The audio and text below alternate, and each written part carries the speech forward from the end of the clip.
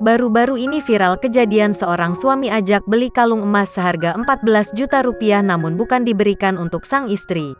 Istri ini bercerita apabila sang suami tiba-tiba mengajaknya ke toko emas. Sang suami tampak asyik sendiri memilih-milih model kalung emas tanpa bertanya ke dia. Selesai membeli kalung emas seharga 14 juta, pasangan suami istri lalu kembali ke rumah. Istrinya ini mengira bahwa kalung emas tersebut akan dipakaikan oleh sang suami ke lehernya. Sontak istri tersebut terkejut dengan sosok yang mendapatkan kalung emas dari sang suami.